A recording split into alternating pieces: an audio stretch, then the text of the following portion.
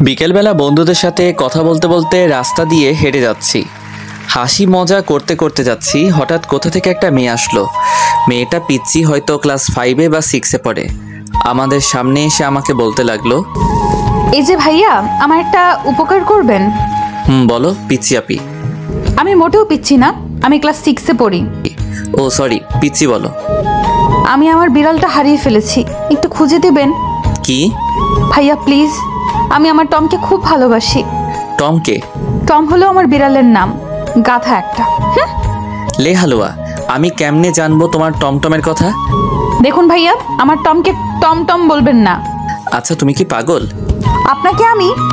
এই বলে আমার হাতে কামড় দিয়ে দৌড়ে চলে গেল। এসব আমার বন্ধুরা দেখে হাসতে লাগলো।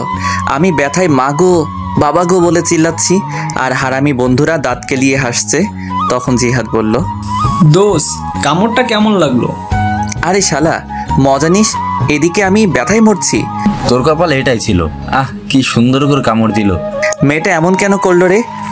তুমি চান্দু মেয়েটাকে পাগল বলবা, আর মেয়েটা তোমায় চুমু দিবে? চুমু দিলে না করি না, আমার মন অনেক বড়, সেখানে সবার জায়গা হবে।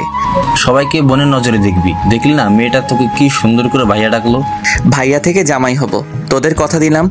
তার মানে আমাদের লেখক প্রেমে পড়েছে, এটাও সম্ভব? না মানে হাত ব্যথা করছে, চল। কথা এড়িয়ে যাচ্ছিস কেন? তুই ব্যথায় মরে যাওয়ার আগে স্বীকার কর। ঠিক, স্বীকার কর, না হলে ছাড়ছি না। আরে ধুর, রাগ দেখিয়ে লাভ নাই চান্দু। প্রেমে পড়ছি, এবার ছেড়ে দে। এরপর হাত ধরে বাসায় চলে যেতে লাগলাম। এবার আমার পরিচয়টা দেই, আমি শাহরিয়ার রহমান, এবার এসএসসি দিব। বাবা মার তৃতীয় সন্তান, আমি ছোট, আমার বড় ভাই আর আপু আছে, বাবা আইনজীবী, মা গৃহিণী। আমি বাসায় গিয়ে কলিং বেল দিলাম, একটু পর ভাবি এসে দরজা খুলে দিল। ভাবি, খুব খিদে পেয়েছে। সোফায় বস, চা আর বিস্কুট দিচ্ছি। আচ্ছা ঠিক আছে মা, কই? রুমে আছে হয়তো। এরপর ভাবি চলে গেল, আমি সোফায় বসে ফোন টিপছি। একটু পর ভাবি চা বিস্কুট নিয়ে আসলো, আমি চা খাচ্ছি আর ভাবির সাথে গল্প করছি। তখন ভাবি বলল, শাহরিয়ার আমাকে নিয়ে আমাদের বাসায় যাবে? কেন ভাইয়া? তোমার ভাই তো ভাই, আর তার কোনো সময় নেই, তাই বললো তোমাকে নিয়ে যেতে। ও আচ্ছা, কবে যাবে? কালকে যাব। আচ্ছা তাহলে আমি কালকে স্কুল শেষে নিয়ে যাব। আচ্ছা এখন কি পড়তে বসো কেমন? এরপর আমি আরও কিছুক্ষণ গল্প করে রুমে গিয়ে পড়তে বসলাম। কিন্তু আমার একটা অভ্যাস, পড়তে বসলে ফোন টিপি, তাই দুইটাই করতে লাগলাম। একটু পর আপু আসলো, আপু এসে ঝাড়ি দিয়ে বলল, কিরে পড়তে বসে ফোন টিপিস কেন? আমার মনে রং লাগছে এই জন্য। চুপচাপ পড়তে বস। তুই প্রেম কর, যা। থাপ্পড় দিব একটা, সে তোর দুলাভাই হয়। হইছে, যা তো, বিরক্ত করিস না। এরপর চলে গেল। আমিও মোটামুটি কালকের পড়া শেষ করে রাতের খাবার খেতে গেলাম। খাবার খেয়ে রুমে এসে ফোনটা চার্জে দিয়ে শুয়ে পড়লাম। আর তখনই মনে হলো রাস্তায় দেখা সেই পিচ্চি মেয়েটার কথা। আমি মেয়েটার কথা ভাবছি আর একা একা হাসছি। সত্যি মেয়েটা অনেক সুন্দর। এই পিচ্চি মেয়েটা যদি আমার বউ হতো কত ভালো হতো। আচ্ছা, তার নামটা জানা হলো না, কি করা যায়? কালকে কি মেয়েটা সেখানে আসবে? আর আসবে কেন? মেয়েটা তো পিচ্চি। উফ, যদি দেখা হতো মন ভরে দেখতাম। এসব ভাবতে ভাবতে কখন যে ঘুমিয়ে পড়লাম মনে নেই। সকালবেলা ঘুম ভাঙলো বাবার নীতি কথা শুনে। প্রতিদিন আমার ঘুম ভাঙে নীতি কথা শুনে। শালা এমন বাবা থাকলে জীবনটা শেষ। সকাল সকাল কি সুন্দর একটা স্বপ্ন দেখছিলাম, সব শেষ করে বাবা আবার বলতে লাগলো, ভালো ছাত্র কখনো 9টায় ঘুম থেকে উঠে? আব্বা চুপ করো তো। তোর ক্লাসমেটটা সারাদিন পড়াশোনা করে আর তুই বনজামি করিস। উফ কি জ্বালা, চুপ করো তো। স্কুলে কি আমি যাব? হ্যাঁ তুমি যাও, ভালো হবে। চুপ, ওঠ। বাবার ঝাড়ি খেয়ে ফ্রেশ হতে চলে গেলাম। ফ্রেশ হয়ে স্কুলের জন্য রেডি হয়ে নিলাম। তারপর গেলাম খাবার খাওয়ার জন্য। খাবার খেয়ে মার কাছ থেকে টাকা নিয়ে সাইকেল চালিয়ে স্কুলে চলে আসলাম। স্কুলে এসে সাইকেল রেখে ক্লাসে গেলাম। ক্লাসে গিয়ে দেখি জিহাদ মেয়েদের সাথে কথা বলছে। আমাকে দেখে আমার কাছে আসলো আর বলল, দোস্ত, আমাকে ওরা একা পেয়ে চর দিছে। কি বলিস, তাই নাকি? রে। ওকে দাঁড়া দেখছি। এরপর আমি ব্যাগ রেখে তাদের কাছে গেলাম। আমি গিয়ে বললাম, কি হলো, জিহাদকে মারছো কেন? তাহলে আমাদের সাথে ফাজলামো করে কেন? কি করছে? আমাদের ব্যাগ দিয়ে বেঞ্চ পরিষ্কার করছে। তাই নাকি? এটা তো একটা ভালো কাজ। এই বলে আমিও তাদের ব্যাগ নিয়ে আমার জায়গা মুছে ব্যাগটা আবার তাদের কাছে ফিরিয়ে দিলাম। তারপর জিহাদকে বললাম, ব্যাগ যদি বাঁচাতে চাস তাহলে ব্যাগ নিয়ে ক্লাস থেকে চলে আয়। আমি হাসতে হাসতে চলে আসলাম বাহিরে, আর তখন দেখি শান্ত আসছে। শান্ত আমাদের দেখে বলল, কিরে কি হয়েছে? আমি সবটা বললাম। সব শুনে শান্ত হাসতে লাগলো, আর জিহাদ বলল, দোস্ত আজকে কাজটা ঠিক হয়েছে। চল ক্লাসে যাই, সময় হয়ে গেছে। চল। এরপর আমরা ক্লাসে চলে আসলাম। ক্লাসে এসে ক্লাস করতে লাগলাম। সবগুলো ক্লাস করে বের হলাম। বের হয়ে তিনজন রাস্তার এক পাশ দিয়ে সাইকেল চালিয়ে যাচ্ছি। হঠাৎ দেখতে পেলাম কালকের মেয়েটিকে। মেয়েটি হেঁটে হেঁটে বাসার দিকে যাচ্ছে হয়তো। আমি মেয়েটির কাছে গিয়ে সাইকেল ব্রেক করলাম, আর মেয়েটি বলল, আপনি কালকের ভাইয়াটা না? কোথায় যাচ্ছ? বাসার দিকে যাচ্ছি, দেখতে পাচ্ছেন না? না, আমি তো কানা। এটাই ঠিক, আপনি কানা। চলো তোমাকে এগিয়ে দেই। না লাগবে না, আপনি যান। আরে চলো তো। মেয়েটিকে এক প্রকার জোর করে সাইকেলে তুললাম। তারপর মেয়েটির সাথে কথা বলতে বলতে সাইকেল চালাতে লাগলাম। আচ্ছা, তোমাকে তো এই এলাকায় আগে দেখিনি। আমার বাবা এই জায়গায় বদলি হয়েছে তাই। ও, তোমার নাম কি? আমার নাম নুসরাত জাহান ঐশী। আপনার? মাশাআল্লাহ, খুব সুন্দর নাম, শাহরিয়া রহমান। আমাকে এখানে নামিয়ে দেন। আমি ঐশীকে নামিয়ে দিলাম আর বললাম, কালকে একই জায়গায় অপেক্ষায় থাকবো, আর বিকালে বের হব। আচ্ছা ঠিক আছে, আমি ছাদে আসবো। আল্লাহ হাফেজ। আল্লাহ হাফেজ। এরপর বিদায় দিয়ে মেয়েটা চলে গেল। আমি ঐশীর যাওয়ার দিকে চেয়ে আছি। হঠাৎ আমাকে শান্ত ধাক্কা দিয়ে বলল, এই যে লেখক চলে গেছে, এবার বাসার দিকে যাওয়া যাক। চলো। এরপর আমি বাসার দিকে যেতে লাগলাম, আর যেতে যেতে জিহাদ বলল, এত তাড়াতাড়ি সবকিছু কেমনে সম্ভব? আর এসব বাদ দে। কেন বাদ দিবে কেন? তুই প্রেম করবি, আমরা কি করবো? তোরা বসে বসে দেখবি। আগে আমাদের সেটিংটা করিয়ে দে, না হলে তোর প্রেমে ভেজাল লাগামু। দিবনি। জিহাদ, তোর জন্য ক্লাসের ওই বজ্জাত মেয়ে লাবিবা ঠিক আছে? ঠিক আছে। ওর সাথে রিলেশন করলে দিনে কয়টা যে চর খামু হিসাব নাই। এটাই আমি চাচ্ছি। এসব কথা বলতে বলতে বাসায় চলে আসলাম। বাসায় এসে ফ্রেশ হয়ে নিলাম। ফ্রেশ হয়ে খাবার খেয়ে রেডি হলাম। ভাবিকে তার বাবার বাসায় দিয়ে আসার জন্য আমি রেডি হয়ে রুম থেকে বের হলাম। ও মা, সোফায় তাকিয়ে দেখি ভাবি ব্যাগ নিয়ে বসে আছে। আমি অবাক হলাম, কারণ ভাবির রেডি হওয়া এত তাড়াতাড়ি কেমনে? হয়তো বাবার বাসা অনেকদিন পর যাবে, তাই হয়তো। এসব ভেবে ভাবির কাছে গেলাম। ভাবির কাছে যেতেই আমার হাতে বাইকের চাবি দিয়ে বলল, বাইক বের করো। তারপর মাকে বললাম, টাকা দাও। টাকা লাগবে না, তোর বাবার কাছে দিয়েছি। আরে আমাকে দাও। দরকার নাই। লে বাবা, বেড়াতে যাচ্ছি টাকা ছাড়া। তোর বাবার কাছে দিয়েছি। আরে শাড়িয়ার চলো তো। কিন্তু কথাটা শেষ করতে পারলাম না। ভাবি টেনে বাহিরে নিয়ে আসলো। আমি এরপর বাইক বের করলাম। তারপর ভাবির সামনে গেলাম। ভাবি উঠে বসলো, আর উঠে আমার কাঁধে হাত রাখলো। আমি ভাবিকে নিজের বোনের মতো মনে করি। তারপর বাইক চালাতে লাগলাম। উদ্দেশ্য ভাবির বাসা। বাইক চালাচ্ছি, হঠাৎ করে বাইকের তেল শেষ হয়ে গেল। তারপর আর কি, বাইক কিছু দূর হাঁটিয়ে তেল ভরলাম, তবে টাকা ভাবি দিয়েছে। তারপর আবার চলতে শুরু করলাম। ভাবির বাসায় যেতে প্রায় বিকাল হয়ে গেল। তারপর গিয়ে আন্টি আঙ্কেলকে সালাম দিয়ে ভিতরে গেলাম। ভাবির একটা ছোট ভাই আছে আমার বয়সী, তার নাম আবির। গিয়ে দেখি শুয়ে শুয়ে ও ফোন টিপছে। আমাকে দেখেই বলল, কিরে কি খবর? আলহামদুলিল্লাহ, ভালো। তোর? চলছে কোনো মতে। তা প্রেম কয়টা করিস? বেশি না, মাত্র 3টা। তুই আর ভালো হবি না? একটা মেয়ে যদি 4-5টা রিলেশন করতে পারে, আমি কেন পারবো না বল? কথায় যুক্তি আছে। এভাবে আবিরের সাথে আড্ডা দিতে লাগলাম। আড্ডা দিতে দিতে হঠাৎ মনে হলো আমার পিচ্চিটার কথা। আজকে বিকালে যাওয়ার কথা ছিল, কিন্তু দূর, মনে ছিল না কি যে করি। আর আজকে বাসায় না গেলে কালকে স্কুল মিস হবে। স্কুল মিস হলে তো পিচ্চিটাকে দেখতে পারবো না। তাই আমি ভাবির কাছে চলে আসলাম, আর এসে ভাবিকে বললাম, ভাবি আমি চলে যাচ্ছি।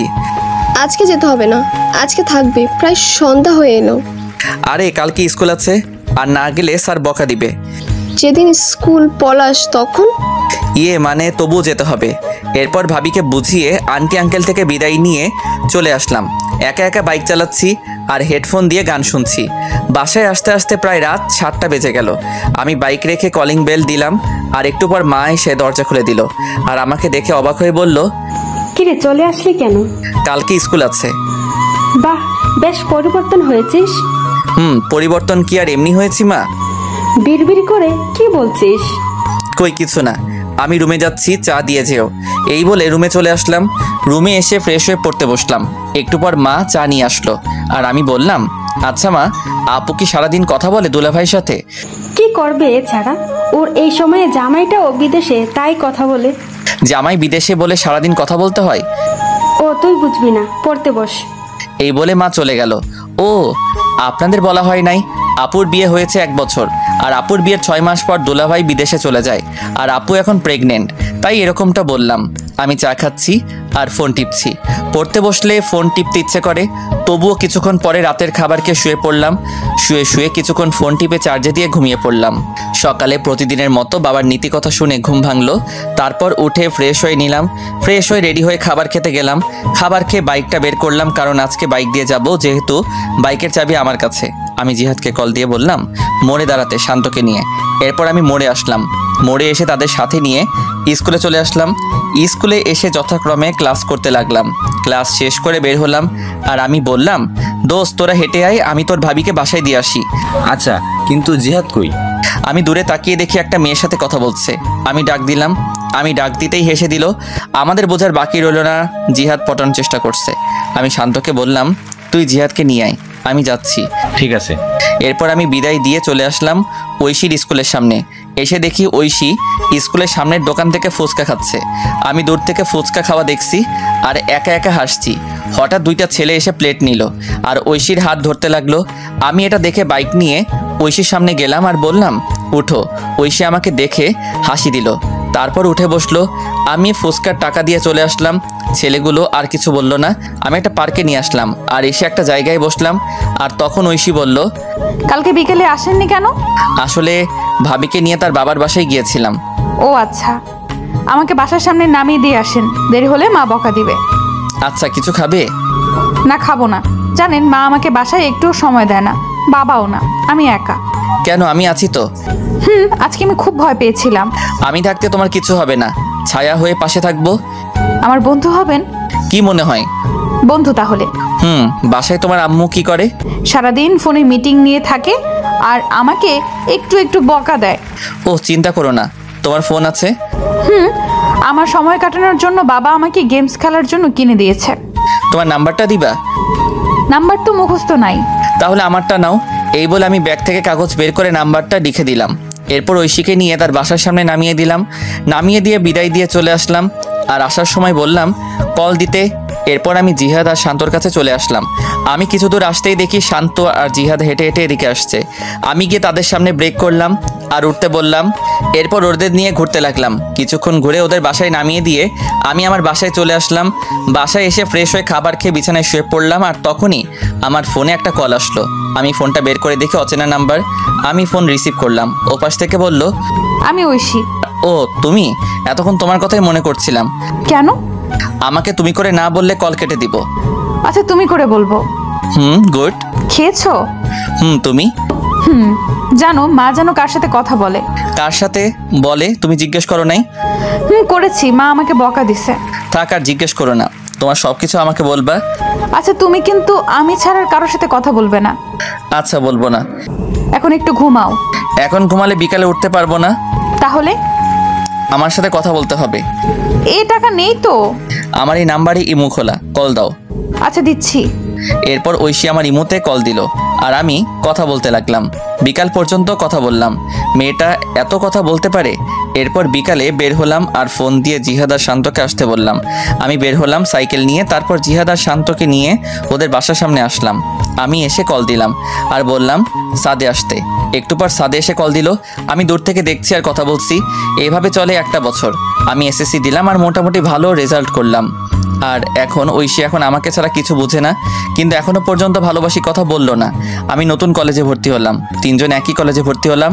আর আপুর একটা ছেলে হয়েছে আর ভাবিও প্রেগনেন্ট। এইভাবে চলছিল দিনকাল। একদিন আমি ফোন রেখে কলেজে চলে গিয়েছিলাম আর সবার সাথে আড্ডা দিয়ে বিকালবেলা বাসায় ফিরলাম।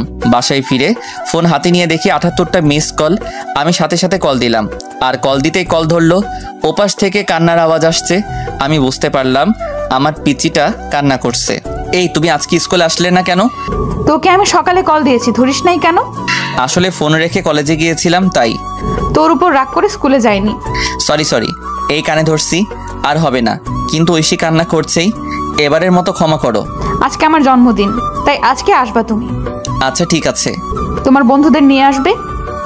এবার হাসো। হয়েছে, পাম দিতে হবে না। পাগলি একটা। এরপর তার সাথে কথা বলা শেষ করে বিকালবেলা বের হলাম। তারপর জিহাদ আর শান্তকে আসতে বললাম আর ওদের নিয়ে মার্কেটে আসলাম। মার্কেটে এসে একটা উপহার কিনলাম, কিনে বের হলাম। তারপর বাইক নিয়ে চলে আসলাম। আমরা বাইক পার্ক করে ভিতরে গেলাম। গিয়ে দেখি ঐশী তার বান্ধবীদের সাথে কথা বলছে। আমাদের আসতে দেখে আমাদের কাছে আসলো আর এসে বলতে লাগলো, এত দেরি হলো কেন? আসলে রাস্তায় অনেক জ্যাম। হয়েছে, আর বলতে হবে না, চলো ভেতরে যাই। চলো। এরপর আমরা ভিতরে গেলাম। ঐশী তার মা বাবার সাথে পরিচয় করিয়ে দিল, কিন্তু আমি ওর মায়ের সাথে কথা বলে তেমন ভালো মানুষ মনে হলো না, একটু অহংকারী। ওর বাবা অনেক ভালো মানুষ। আমাদের সাথে বেশ আড্ডা দিতে লাগলো। এইভাবে চলে গেল বেশ কিছুক্ষণ। তারপর কেক কাটা হলো। কেক কাটার পর ঐশী সবাইকে কেক খাইয়ে দিল। যখন আমার কাছে আসলো তখন কানের কাছে এসে বলল, এখন কেক খান, পরে আপনার কপালে মায়ের আছে, সকালেরটা ভুলিনি। না মানে। এরপর ঐশী আমাকে কেক খাইয়ে দিল, তারপর চলে গেল। তারপর আমরা খাওয়া দাওয়া করলাম, সবাই চলে যেতে লাগলো বিদায় দিয়ে। তাই আমরাও চলে যাওয়ার জন্য আঙ্কেলের কাছ থেকে বিদায় দিলাম। বিদায় দিয়ে ঐশীর কাছে আসলাম। ঐশীর কাছে এসে বললাম, যাচ্ছি তাহলে। তখন আমাকে একটা নীরব জায়গায় টেনে নিয়ে আসলো আর এসে আমাকে কিল ঘুষি মারতে লাগলো। আমি এসব কাণ্ড দেখে একা একা হাসছি। আর কোনো দিন যদি দেখি আমার সাথে এমন করতে। আর করব না। এবার খুশি? খুশি। সাবধানে যেও। এরপর বিদায় দিয়ে চলে আসলাম। আমি জিহাদ আর শান্তকে তাদের বাসায় নামিয়ে দিয়ে আমি আমার বাসায় চলে আসলাম। বাসায় এসে ফ্রেশ হয়ে পড়তে বসলাম। পড়ছি তখনই ঐশী কল দিল। আমি ফোনটা রিসিভ করলাম। আসসালামু আলাইকুম। ওয়ালাইকুম আসসালাম। কি করো? এই তো পড়ছি। তুমি? আমিও পড়তে বসলাম। শোনো না। বলো।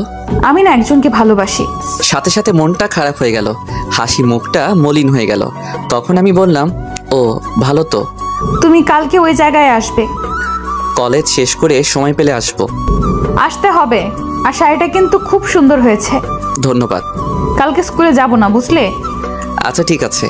এরপর আরও কিছু কথা বলে ফোনটা রেখে দিলাম আর বলতে লাগলাম, আমি যে তোমায় বড্ড বেশি ভালোবাসি। কেন বুঝতে পারো না? আমার চোখের সামনে অন্য কারো হাত ধরে বলবে এটা আমার ভালোবাসার মানুষ। কালকে এই দৃশ্য আমার জন্য অপেক্ষা করছে না, আমি পারবো না তোমায় ছাড়া থাকতে। এই বলে নিজের হাত কেটে ফেললাম। নিজের হাত থেকে যতটা না ব্যথা অনুভব হচ্ছে তার চেয়ে বেশি কষ্ট হয়েছিল। মনে হচ্ছিল এখনই যদি মারা যেতাম হয়তো সব কিছু ঠিক হতো, এটাই ভালো হতো। হঠাৎ মনে হলো কেউ আসছে আমার রুমে। আমি তাড়াতাড়ি করে রুম থেকে ব্যান্ডেজ নিয়ে ওয়াশরুমে চলে গেলাম। ওয়াশরুমে গিয়ে ব্যান্ডেজ করে বের হলাম। বের হতেই আমাকে মা বলতে লাগলো, কি রে, তোর হাতে কি হয়েছে? আসলে পড়ে গেছিলাম তো তাই। দেখে চলবি না, কি যে করিস। মা কিছু হবে না, তুমি যাও, আর আমি খেয়ে আসছি। খাবো না? আচ্ছা। এরপর মা চলে গেল। আমি বিছানায় শুয়ে পড়লাম। শুয়ে শুয়ে ঐশীর কথা ভাবছি। মেয়েটা কি সত্যি আমাকে ছেড়ে চলে যাবে? তাকে ছাড়া কি করে থাকবো? এসব ভাবতে ভাবতে কখন যে ঘুমিয়ে পড়লাম মনে নেই। সকালবেলা ঘুম থেকে উঠে ফ্রেশ হয়ে রেডি হয়ে নিলাম। তারপর অল্প খাবার খেয়ে কলেজে চলে আসলাম। আসলে সব কিছু করছি আগের মতো, কিন্তু ওই যে মন ভালো না থাকলে কিছু ভালো লাগে না। কলেজে গিয়ে চুপচাপ বসে আছি আর সবার সাথে হাসি মুখে কথা বলছি। এভাবে কলেজের ক্লাস শেষ করে বন্ধুদের সাথে করে নিয়ে সেই জায়গায় চলে আসলাম। আসতে অনেকটা দেরি হয়েছে। আমি এসে দেখি একটা পিচ্চি মেয়ে শাড়ি পরে বসে আছে। আমি ভালো করে দেখলাম এটা আমারই পিচ্চি। পাগলিটাকে আজ খুব সুন্দর লাগছে। কাজল কালো দুটি চোখ, পাতলা দুটি ঠোঁটে হালকা লিপস্টিক আর হাতে কাচের চুড়ি, দেখতে বউ বউ লাগছে। আমি কাছে গেলাম। আমি যেতেই আমার থেকে মুখ ঘুরিয়ে বসে পড়লো। এসব আমার বন্ধুরা দেখে হাসতে হাসতে অন্য পাশে চলে গেল। আমি ঐশীর সামনে গিয়ে বললাম, এই কলেজে ক্লাস ছিল। তোর হাতে কি হয়েছে? হাতে ব্যান্ডেজ কেন? মানে কেটে গেছে। আমার তো কাটা মনে হচ্ছে না, অন্য কিছু মনে হচ্ছে। আরে বাদ দাও, তোমার ভালোবাসার মানুষটা কই? কুত্তা, তুই বুঝতে পারিস না আমি তোকে ভালোবাসি? এই বলে আমাকে জড়িয়ে ধরলো শক্ত করে। আমিও শক্ত করে জড়িয়ে ধরলাম। আমি জানি তুমি আমার জন্য পাগলামি করছো। তুমি কি করে বুঝতে পারলে? হার্টে কানেক্টেড, বুঝলে? বুঝতে পারছি, এবার ছাড়ো। না, আর একটু। এটা পার কিন্তু। তখন জিহাদ বলতে লাগলো, সবাই ফ্রিতে সিনেমা দেখছে। আমি কথাটা শুনে ছেড়ে দিলাম। আর ঐশী বলল, আমার চকলেট কই? মনে নেই। কি? যাওয়ার সময় কিনে দিব। এবার খুশি? এবার চলো একটু ঘুরবো। এরপর জিহাদ আর শান্ত চলে গেল। তাদের নাকি বাসায় কাজ আছে। আমি ঐশীকে নিয়ে বিকাল পর্যন্ত ঘুরে তাকে একটা রিকশায় তুলে দিয়ে বাসায় চলে আসলাম। বাসায় এসে আপু ঝাড়ি দিতে শুরু করলো। কলেজ কি মাত্র শেষ হলো? আড্ডা দিছি। এত আড্ডা কিসের? আমি কোনো কথা না বলে রুমে গিয়ে ফ্রেশ হয়ে নিলাম। তারপর মাকে বললাম খাবার দিতে। এরপর আমি খাবার খেয়ে ছাদে এসে ঐশীকে কল দিলাম। কল হতেই কল ধরলো। আমি ঐশীর সাথে কথা বলতে লাগলাম। এইভাবে চলছিল আমাদের দুষ্টু মিষ্টি ভালোবাসা। 2 বছর পর আমি ইন্টার পরীক্ষা দিয়ে বেকার বসে আছি, আর ওদিকে ঐশী এবার ক্লাস 9-এ উঠেছে। তাই সারাদিন ঐশীর সাথে কথা বলি। একদিন রাতে ঘুমিয়ে আছি, হঠাৎ আমার ফোনে কল আসলো। আমি ফোনটা হাতে নিয়ে দেখি ঐশী ফোন দিয়েছে। আমি ঘুম ঘুম চোখে রিসিভ করলাম। রিসিভ করতেই ওপাশ থেকে কান্নার শব্দ ভেসে আসলো। আমি কান্নার শব্দ পেয়ে বিছানা থেকে উঠে বসলাম আর বলতে লাগলাম, এই কান্না করছো কেন? আমাকে বাঁচাও, আমার মা বাবা আমাকে মেরে ফেলবে। মানে কি বলো? তুমি এখন কোথায়? আমি এখন এই জায়গায় লুকিয়ে বসে আছি, বাবা মা আমাকে খুঁজছে। আমি এখনই আসছি। এই বলে আমি ফোন কেটে দিয়ে রেডি হয়ে সাইকেল নিয়ে চলে আসলাম। এসে সেই জায়গায় আসলাম, আর আমাকে দেখে ঐশী আমার সাইকেলে উঠে বসলো আর বলতে লাগলো, তাড়াতাড়ি চলো। আমি তাড়াতাড়ি সাইকেল চালাতে লাগলাম। তখন একবার পিছনে তাকিয়ে দেখি একটা গাড়ি জোরে আমাদের দিকে আসতে লাগলো। আর তখন ঐশী বলতে লাগলো, এই তারা এসে পড়লো, তাড়াতাড়ি যাও। আমি সাইকেল জোরে চালাতে লাগলাম আর সোজা স্টেশনে আসলাম। দেখি একটা ট্রেন ছেড়ে যাচ্ছে। আমি সাইকেল থেকে নেমে ঐশীকে নিয়ে চলন্ত ট্রেনে উঠে পড়লাম। আর তাকিয়ে দেখি ঐশীর বাবা মা গাড়ি থেকে নেমে বলতে লাগলো, দেখ মেয়েটা চলে গেল, এবার সবকিছু পুলিশকে না বললেই হয়। এদিকে আমি ট্রেনে উঠে হাঁপাতে লাগলাম আর ঐশীও হাঁপাতে লাগলো। আমি ট্রেনের ভিতরে গেলাম আর একটা ফাঁকা জায়গা দেখে ঐশীকে নিয়ে বসে পড়লাম। অনেকক্ষণ চুপ থাকার পর আমি বললাম, কি হয়েছে আমাকে সব বলো। শুরু তাহলে। বাবা মা রাতের বেলায় আলোচনা করছিল। আমি তোমার সাথে কথা বলে পানি খাওয়ার জন্য টেবিলে আসলাম। তারপর পানি খেয়ে যখন বাবা মায়ের রুমের সামনে দিয়ে যাচ্ছিলাম, তখন কিছু কথা কানে আসে। কথাগুলো এমন ছিল, ওরা নাকি আমার কাকা কাকি। আমার যখন 1 বছর ছিল তখন নাকি আমার বাবা মা মারা যায় অ্যাক্সিডেন্টে। আর আমার বাবার সব সম্পত্তি আমার নামে হওয়ায় আমার কাকা কাকি আমাকে লালন পালন করছে। আর কালকে নাকি আমাকে জোর করে দলিলে সাইন করাবে, আর সাইন না করলে মেরে ফেলতে পারে। পরে আমি এইসব শুনে ফোন নিয়ে আর ব্যাগ গুছিয়ে লুকিয়ে বাইরে এসে তোমাকে কল দিলাম। ও আচ্ছা, কিন্তু আমি তো কিছু নিয়ে আসি নাই, আর এখন তো তোমাকে নিয়ে চিন্তা হচ্ছে। আমার বাসা থেকে 10,000 টাকা আর কিছু আমার অলংকার নিয়ে আসছি। তার মানে আমরা পালিয়ে যাচ্ছি? যেটা মনে করো। আচ্ছা, কি আর করার। তখনই একটা লোক এসে ট্রেনের টিকিট দেখতে চাইলো, কিন্তু আমাদের কাছে তো টিকিট নেই, তাই ভাড়া দিলাম আর সাথে জরিমানাও দিলাম। এরপর লোকটা আমাদের হাতে টিকিট দিয়ে চলে গেল আর বলে গেল কেউ আসলে এটা দেখাতে। আমিও বিদায় দিলাম। আমি টিকিট দেখে দেখি এটা রাজশাহী যাওয়ার টিকিট, তার মানে আমরা রাজশাহী যাচ্ছি। তখনই ঐশী বলল, এই খুব ঘুম পাচ্ছে। ঘুমাও। ঐশী আমাকে জড়িয়ে ধরে ঘুমিয়ে পড়লো। আমিও কখন যে ঘুমিয়ে পড়লাম মনে নেই। ঘুম ভাঙলো ঐশীর ডাকে, এই আমরা চলে আসছি, ওঠো। তারপর আমরা ট্রেন থেকে নেমে কোথায় যাব কিছু বুঝতে পারছি না। আগে একটা বাসা ঠিক করা দরকার। তারপর স্টেশন থেকে বেরিয়ে এক পাশ দিয়ে হাঁটতে লাগলাম। হঠাৎ চোখ পড়লো একটা লিফলেটের উপর লেখা বাসা ভাড়া দেওয়া হবে। আমি লিফলেটের নিচে থাকা নাম্বারে কল দিলাম। কিছুক্ষণ কল হতেই কল ধরলো। আসসালামু আলাইকুম। ওয়ালাইকুম আসসালাম। জি, বাসা ভাড়ার জন্য ফোন দিলাম। ও, বিবাহিত ছাড়া ভাড়া দেওয়া হয় না? জি, আমরা বিবাহিত। তাহলে এখন তো সকাল 7টা বাজে, আপনি 10টায় আসেন আর সাথে করে বিয়ের কাবিননামা নিয়ে আসবেন। জি আচ্ছা, ধন্যবাদ আপনাকে। এরপর ফোন কেটে দিলাম। ফোন কেটে দিয়ে ঐশীকে বললাম বিয়ে করা লাগবে। চলো কাজী অফিসে।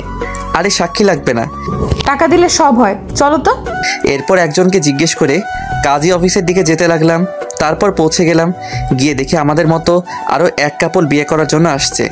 আমাদের দেখে ওখানের ছেলে বলল, ভাই কি বিয়ে করবেন? ভাই কেন? আপনি আমার বিয়ের সাক্ষী হয়ে যান আর আমি আপনারটা। আচ্ছা।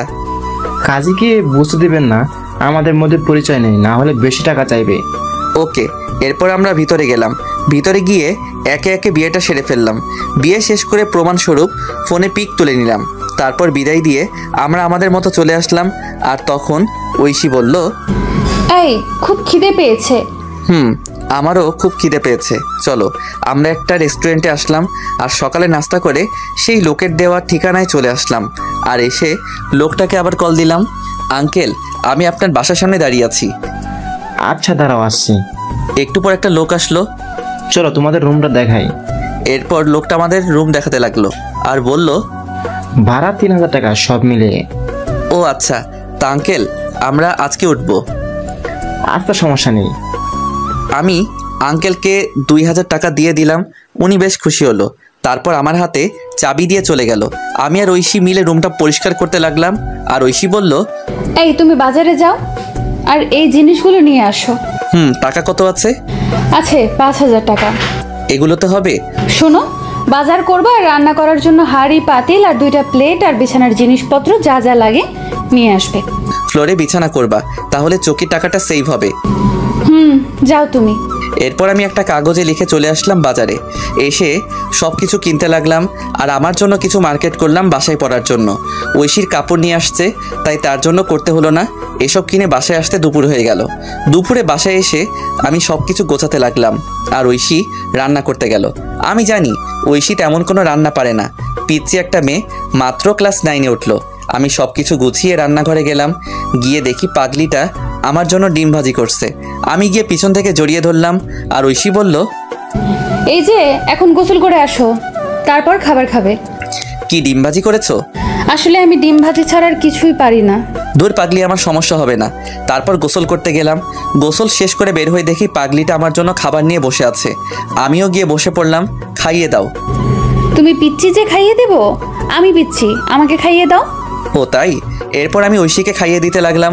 ঐশীও আমাকে খাইয়ে দিতে লাগলো। খাওয়া দাওয়া শেষ করে বিছানায় শুয়ে পড়লাম। আমি শুয়ে শুয়ে ভাবছি আমাকে কোনো কাজ করতে হবে। যেভাবেই হোক। তখনই ঐশী আসলো, সোজা আমার বুকে এসে বলল, এই আমার না পড়াশোনা করে ডাক্তার হতে ইচ্ছে করে। ঠিক আছে, আমি তোমার স্বপ্ন পূরণ করব ইনশাল্লাহ। এবার চুপ করে ঘুমিয়ে পড়ো। মাথায় হাত বুলিয়ে দাও। আচ্ছা, এবার তো ঘুমাও। এরপর ঐশী আমাকে মাথায় হাত বুলিয়ে দিতে লাগলো। আমি কখন যে ঘুমিয়ে পড়লাম মনে নেই। যখন ঘুম ভাঙলো তখন দেখি পাগলিটা আমাকে জড়িয়ে ধরে ঘুমিয়ে আছে। আমি ডাক দিলাম না। ঠোঁটের উপর চুলগুলো এসে দোলা দিচ্ছে। আমি আর লোভ সামলাতে পারলাম না, দখল করে নিলাম ঐশীর ঠোঁটগুলো। একসময় ঐশীও আমাকে রেসপন্স দিতে লাগলো। আমি তার রেসপন্স পেয়ে পাগলের মতো চুমু দিতে লাগলাম। আমি পাগলের মতো আদর করেই যাচ্ছি, কিন্তু একসময় মনে হলো কাজটা ঠিক হচ্ছে না। ঐশী এখনো ছোট, তাকে এই সময় এটা করা ভালো হচ্ছে না। আমি আদর করা বাদ দিয়ে শক্ত করে জড়িয়ে ধরলাম। আর আমার এসব অবস্থা দেখে ঐশী বলল, এই কি হলো? এটা ঠিক হচ্ছে না। কেন? আমি তোমার বিয়ে করা বউ। যদি বাচ্চা পেটে আসে তাহলে তুমি নিজেকে সামলাবে নাকি পেটের বাচ্চাকে সামলাবে? কিন্তু আমি যে চাই। আগে তুমি বড় হও সেদিন। আমি এখন যথেষ্ট বড় হয়েছি। আরো বড় হতে হবে। কলেজে উঠো তারপর। এতদিন পারবা না থাকতে? চুপ। আর একটা ওর কথা না, আমি বাইরে যাব। কেন? কালকে তোমার স্কুলে ভর্তি করতে যাব আর কাজ খুঁজতে। আমার গলার হারটা নিয়ে যাও, না হলে ভর্তি হব কিভাবে? কিন্তু এটা কি ভালো হবে? শোনো, টাকা হলে সব কিনতে পারবো। এরপর আর কি, আমি উপর থেকে উঠে রেডি হয়ে নিলাম। রেডি হয়ে এটা নিয়ে বেরিয়ে পড়লাম আর একটা দোকানে এসে এটা বিক্রি করলাম। বিক্রি করে মোট 7000 টাকা পেয়েছি। তারপর একটা স্কুলে গেলাম। স্কুল অনেক আগে ছুটি হয়েছে। দেখি অফিস রুম খোলা আছে। আমি অফিসের ভিতরে গিয়ে ভর্তির বিষয়ে কথা বললাম। তারপর হেড স্যার বললেন কালকে নিয়ে আসতে। তারপর আমি বেরিয়ে আসলাম। বেরিয়ে এসে একটা চায়ের দোকানে আসলাম। এসে চাচাকে চা দিতে বললাম। চাচা চা দিল আর তখনই একটা লোক এসে চাচাকে খারাপ ভাষায় গালি দিতে লাগলো আর চাঁদা দিতে বলল। চাচা প্রথমে না করলো, কিন্তু লোকটা শুনলো না আর লোকটা চাচাকে একটা থাপ্পড় দিল। আমি সাথে সাথে লোকটাকে মারতে লাগলাম। একসময় লোকটা দৌড়ে চলে গেল আর চাচা আমাকে বলল, বাবা তোমায় কি বলে ধন্যবাদ দিব? আরে চাচা কি বলেন, আপনি আমার বাবার মতো। বসো বাবা, তোমাকে তো এই এলাকায় আগে কখনো দেখিনি। জি, আমি এই এলাকায় নতুন। ও আচ্ছা, বসো চা খাও। আচ্ছা চাচা, কোনো কাজ আছে? বেকার বুঝি? জি চাচা, যে কোনো কাজ হলেই চলবে। তুমি তো ভালো ঘরে ছিলে, তোমাকে কি সিএনজি চালাতে বলা যায়? সমস্যা নেই চাচা, সিএনজি চালাতে পারবো। চলো তাহলে আমার সাথে।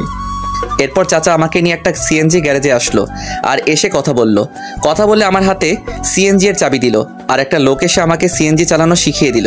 এসব করতে করতে সন্ধ্যা হয়ে গেল। তাই ভাবলাম প্রথমবার একটা ভাড়া মেরে আসি। যেই ভাবা সেই কাজ। আমি বেরিয়ে পড়লাম সিএনজি নিয়ে। একটা মোড়ে এসে বসে আছি। হঠাৎ একটা মহিলা আসলো আর বলল, এ জায়গা যাবে? আমি বললাম জি ওঠেন। মহিলাটি উঠলো আমি বললাম, আমি তো তেমন চিনি না, আপনি একটু দেখিয়ে দিলে ভালো হতো। ওকে, সমস্যা নেই। এরপর মহিলাটা আমাকে রাস্তা দেখিয়ে দিল। আমি মহিলাটির জায়গায় নামিয়ে দিলাম। তারপর মহিলাটি আমাকে 100 টাকা দিল। আন্টি, আমি তো ভাড়া জানি না। আরে ভাড়া 80 টাকা, আর তুমি 100 টাকা রেখে দাও। না আন্টি, আমার কাছে 20 টাকা আছে, নিন। এই বলে আমি 20 টাকা দিয়ে চলে আসলাম। এভাবে রাত 10টা পর্যন্ত ভাড়া মারলাম। মোট 400 টাকা ভাড়া মারলাম। তারপর সিএনজি জমা দিলাম, আর 150 টাকা সিএনজির মালিককে দিয়ে আমি বাসায় চলে আসলাম। বাসায় আসার আগে কিছু চকলেট নিলাম। বাসায় এসে দেখি পাগলিটা খাবার নিয়ে বসে আছে। আমাকে দেখে বলল, এতক্ষণ কই ছিলা? কাজে। যাও ফ্রেশ হয়ে আসো। আর তোমার শরীরের এই অবস্থা কেন? আরে কিছু না। বলো বলছি। আমি সিএনজি চালাই। এই কথা শুনে ঐশী কান্না করতে লাগলো। আমি বললাম, এই পাগলি কান্না করো কেন? তুমি আমার জন্য এত কষ্ট করছো? খুব ভালোবাসি যে। আমিও খুব ভালোবাসি পাগল। আমি ফ্রেশ হয়ে আসি পাগলি, এত কান্না করে না। যাও। এরপর আমি ফ্রেশ হতে গেলাম। তারপর ফ্রেশ হয়ে এসে বসলাম খাবার খাওয়ার জন্য। বাহ, আজ দেখি ডাল রান্না করলা। ইউটিউব দেখে সব শিখবো আর রান্না করব। তাই নাকি? হা করো। এরপর ঐশী আমাকে খাইয়ে দিতে লাগলো, আমিও খাইয়ে দিলাম। তারপর খাবার খেয়ে শুয়ে শুয়ে ফোন টিপছে, আর একটু পর ঐশী আমার বুকে আসলো আর বলল, এই যে আজকে কিন্তু বাসর রাত। জি ম্যাডাম। আদর দাও। না, আগে তোমার বয়স 18 হোক। উফ, যাও, লাগবে না। এই বলে বুক থেকে নেমে ওদিকে ফিরে শুয়ে পড়লো। আমি ফোনটা রেখে পিছন থেকে জড়িয়ে ধরলাম, আর জড়িয়ে ধরতেই কেঁপে উঠলো। আমি তাকে আমার দিকে ফিরিয়ে ঠোঁটে আলতো করে চুমু দিলাম। আমার না অন্য কিছু চাই। ঘুমাও, তোমার শরীরের ক্ষতি হবে। ও মা, তাই? এই বলে আমার কপালে চুমু দিয়ে আমাকে জড়িয়ে ধরে ঘুমিয়ে পড়লো। আমিও পাগলিটাকে জড়িয়ে ধরে ঘুমিয়ে পড়লাম। সকালবেলা ঘুম ভাঙলো। পাগলিটা ডাক শুনে আমি উঠে ফ্রেশ হয়ে রেডি হয়ে নিলাম। তারপর রেডি হয়ে নিলাম, ঐশীও রেডি হয়ে নিল। তারপর দুজনে খাবার খেয়ে বের হলাম। বের হয়ে একটা রিক্সা নিয়ে স্কুলের উদ্দেশ্যে রওনা দিলাম। কিছুক্ষণ পর স্কুলে পৌঁছে গেলাম। তারপর স্কুলে ঐশীকে ভর্তি করে দিলাম। ঐশীকে স্কুলে ভর্তি করে বিদায় দিয়ে চলে আসলাম। আর আসার সময় বলে আসলাম আমি নিতে আসবো। তারপর আমি এসে সিএনজি নিয়ে বের হলাম। একটা কলেজের সামনে আসলাম। আমি সিএনজি রেখে ভিতরে গেলাম। ভিতরে গিয়ে সোজা অফিসে চলে আসলাম। এসে বললাম, স্যার আসতে পারি? আসো। আমি ভিতরে গেলাম আর বললাম, স্যার কলেজে ভর্তি হতে আসছি। কাগজপত্র নিয়ে আসতো? জি স্যার, এই নিন। স্যার কাগজপত্র দেখতে লাগলো, আর আমি আসার সময় কাগজপত্র নিয়ে আসছিলাম। তারপর সব কাজ শেষ করলাম। স্যার বললেন কাল থেকে কলেজে আসতে। আমি বাহিরে এসে কিছুক্ষণ সিএনজি চালিয়ে সিএনজিটা রেখে রিক্সা করে ঐশীকে আনতে গেলাম। ঐশীকে বাসায় রেখে আমি আবার সিএনজি চালাতে লাগলাম। সন্ধ্যা পর্যন্ত সিএনজি চালিয়ে বাসায় চলে আসলাম। বাসায় এসে ফ্রেশ হয়ে ঐশীকে বললাম কফি দিতে। আমি বিছানায় বসে পড়তে লাগলাম। ঐশী একটু পর কফি নিয়ে আসলো। আমি বললাম, নতুন স্কুল কেমন লাগলো? অনেক ভালো লাগছে, 2টা বান্ধবী পেয়েছি। ও আচ্ছা, এখন পড়তে বসো। তুমি কলেজে ভর্তি হয়েছো? কালকে থেকে কলেজে যাব। আচ্ছা। এরপর আমি পড়তে লাগলাম, আর ঐশীও পড়তে লাগলো। পড়াশোনা শেষ করে খাবার খেয়ে ঘুমিয়ে পড়লাম। সকালে উঠে আমি ঐশীকে স্কুলে দিয়ে আমি কলেজে চলে আসলাম। কলেজে এসে একজনকে জিজ্ঞেস করে ক্লাসে গেলাম। ক্লাসে পিছনের বেঞ্চে বসে আছি। হঠাৎ একটা ছেলে আসলো আর আমার সাথে বসে পড়লো, আর আমাকে বলল, হাই, আমি সাকিব, আমরা কি বন্ধু হতে পারি? হাই, আমি শাহরিয়া রহমান। কিন্তু তোমার সাথে আমার কি মিলে? আরে বন্ধু কি পোশাক দেখে হয়? তবু আজকের যে সমাজ। আরে বাদ দাও, আজ থেকে আমরা তুমি করে বলবো। আচ্ছা। এরপর সাকিবের সাথে আড্ডা দিতে লাগলাম। একটু পর স্যার আসলেন। আমরা ক্লাস করতে লাগলাম। ক্লাস শেষ করে সাকিবকে নিয়ে বাহিরে আসলাম। আড্ডা দেই চলো। না রে, বাসায় কাজ আছে। আচ্ছা যা তাহলে। ওকে। তারপর আমি চলে আসলাম। ঐশীর স্কুলে এসে দেখি আমার জন্য বসে আছে। আমি যেতেই মুখ ঘুরিয়ে বসলো, আর আমি গিয়ে পাশে বসলাম। এই যে সরি, ক্লাসে ছিলাম। তাই বলে এত দেরি? আচ্ছা, আর হবে না, এবার চলো। ফুচকা খাবো। আচ্ছা চলো। এরপর ঐশীকে নিয়ে একটা ফুচকার দোকানে আসলাম। এসে দুজন মিলে ফুচকা খেলাম। তারপর রিক্সা নিয়ে বাসায় চলে আসলাম। বাসায় এসে ফ্রেশ হয়ে খাওয়া দাওয়া করে বের হয়ে পড়লাম। আমি এসে সিএনজি চালাতে লাগলাম। রাত 10টা পর্যন্ত সিএনজি চালিয়ে বাসায় চলে আসলাম। এভাবে দিনগুলো বেশ ভালো কাটছিল। অনেক দিন পর একদিন আমি সন্ধ্যায় সিএনজি চালাচ্ছি। হঠাৎ দেখি সাকিব রাস্তায় সিএনজি দেখে দাঁড়াতে বলল। আমি মুখটা ঢাকলাম। তারপর আমি দাঁড়ালাম, আর সাকিব উঠে পড়ল। ওই জায়গায় যাও। আমি গাড়ি চালাতে লাগলাম। একসময় মুখ থেকে কাপড়টা সরে যায় আর সাকিব দেখে ফেলে আর বলে গাড়ি থামাতে। আমি গাড়ি দাঁড় করালাম। তুই সিএনজি চালাস, আমাকে বলিস নাই? কি করব, কোনো চাকরি নেই। ধর বেটা, একবার আমাকে বলতি তুই। চুপ করে আছি। তুই কালকে এই জায়গায় যাবি, চাকরি হয়ে যাবে। কিন্তু কলেজ? কলেজের সব নোট আমি দিব, চিন্তা করিস না। আর তোর নাম্বার দে। আচ্ছা। এরপর আমি আমার নাম্বারটা দিলাম আর বিদায় দিয়ে চলে আসলাম। আমি তবুও রাত 10টা পর্যন্ত সিএনজি চালিয়ে বাসায় চলে আসলাম। বাসায় এসে ফ্রেশ হয়ে ঐশীর কাছে গেলাম। দেখি রান্নাঘরে কাজ করছে। আমি ঐশীকে পিছন থেকে জড়িয়ে ধরে বললাম, এই কি করো? এই তো কাজ করি। খিদে পেয়েছে? যাও বসো, আমি আসছি। আচ্ছা। আমি বসে আছি, একটু পর ঐশী খাবার নিয়ে আসলো। আমি ঐশীকে খাইয়ে দিলাম আর সেও আমাকে খাবার খাইয়ে দিল। তারপর খাবার খেয়ে বিছানায় শুয়ে পড়লাম। শুয়ে শুয়ে ভাবছি চাকরিটা যদি হয় তাহলে একটু ভালো করে চলতে পারবো। প্রতিদিন এত কষ্ট আর ভালো লাগে না। তখনই ঐশী আমার কাছে আসলো। এই আমি কিন্তু এখন টেনে পড়ি, অনেক বড় হয়েছি। বুঝতে পারছি। বিয়ের তো প্রায় 1 বছর হলো, এখনো কাছে পেলাম না। তোমার স্বপ্ন পূরণ করতে হলে যে একটু কষ্ট করতে হবে। লাগবে না, আমার স্বপ্ন না, তুই ডাক্তার হবা, এটাই শেষ। আচ্ছা, আমার খুব ঘুম পেয়েছে। আমি ঐশীকে জড়িয়ে ধরে ঘুমিয়ে পড়লাম। ঐশীও ঘুমিয়ে পড়লো। সকালবেলা উঠে ফ্রেশ হয়ে রেডি হয়ে নিলাম। তারপর কাগজপত্র নিয়ে ঐশীকে স্কুলে নামিয়ে দিয়ে আমি অফিসে চলে আসলাম। আর আসার সময় বলে আসলাম চলে যেতে। আমি সাকিবের দেওয়া সেই ঠিকানায় চলে আসলাম। এসে ভিতরে গেলাম আর পিয়নকে বললাম স্যারের সাথে দেখা করব। আপনার নাম কি? শাহরিয়ার রহমান। অপেক্ষা করুন, আমি ভিতর থেকে আসছি। এরপর পিয়ন চলে গেল। একটু পর বের হয়ে আমাকে বলল ভিতরে যেতে। আমি ভিতরে গিয়ে সালাম দিলাম। উনি আমাকে বসতে বললেন। আমি বসলাম আর ফাইলটা ওনার কাছে দিলাম। উনি ফাইল নিয়ে দেখতে লাগলেন। গুড, রেজাল্ট তো ভালো। তুমি যেহেতু সাকিবের বন্ধু তাহলে সমস্যা নেই। সাকিব আমার ভাতিজা। ও আচ্ছা।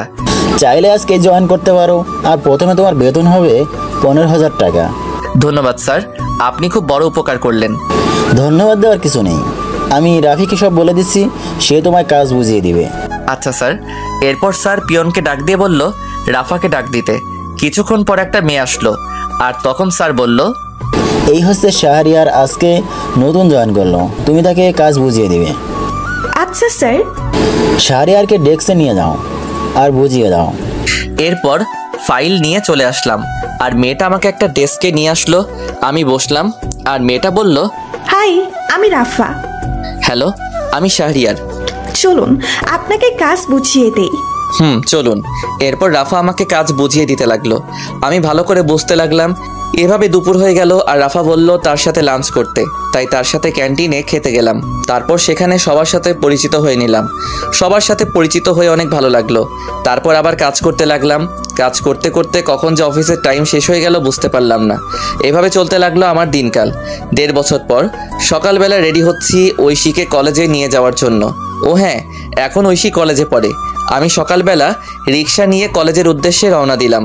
এই মন দিয়ে ক্লাস করবা। আচ্ছা, দুপুরে কি বাসায় আসবা? না, কাজ আছে অফিসে। ও আচ্ছা, রাতে তাড়াতাড়ি বাসায় ফিরবা। কথা বলতে বলতে ঐশীর কলেজে চলে আসলাম। কলেজে এসে ঐশী নেমে পড়লো। আমি ঐশীকে বিদায় দিয়ে আমার অফিসে চলে আসলাম। অফিসে এসে কাজ করছি। এখন সবাই আমাকে অফিসে এক নামে চিনে। স্যারও খুব ভালোবাসে আর পাশাপাশি পড়াশোনাও করছি। এসব করতে করতে বাড়ির কথা প্রায় ভুলেই গিয়েছিলাম, কারণ আমি জানি আমাকে কখনো বাবা মা ক্ষমা করবে না। আমিও সিম পাল্টে ফেলেছিলাম।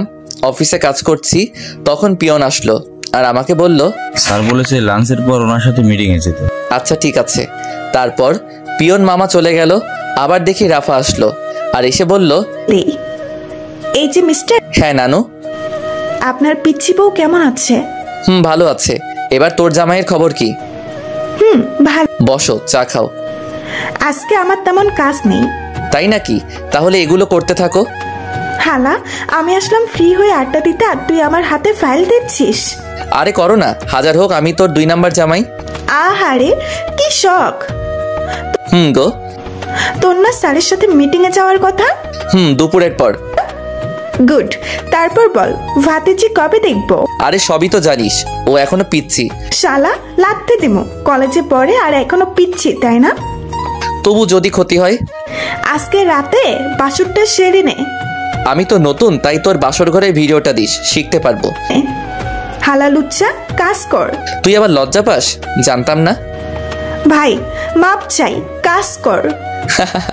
এরপর কাজ করতে লাগলাম, আর কাজ করতে করতে লাঞ্চের টাইম হয়ে গেল। আমি খাবার খেয়ে একটু রেস্ট নিয়ে গাড়ি বের করলাম। একটু পর স্যার আসলো, তারপর আমি যেতে লাগলাম। রাস্তাটা একটা পার্কের পাশ দিয়ে। আমি নিজের মতো করে ড্রাইভ করছি।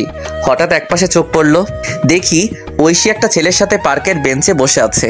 আমি এটা দেখে গাড়ি ব্রেক করলাম, আর গাড়ি ব্রেক করতেই স্যার বলে উঠলো, শাহরিয়ার কোনো সমস্যা?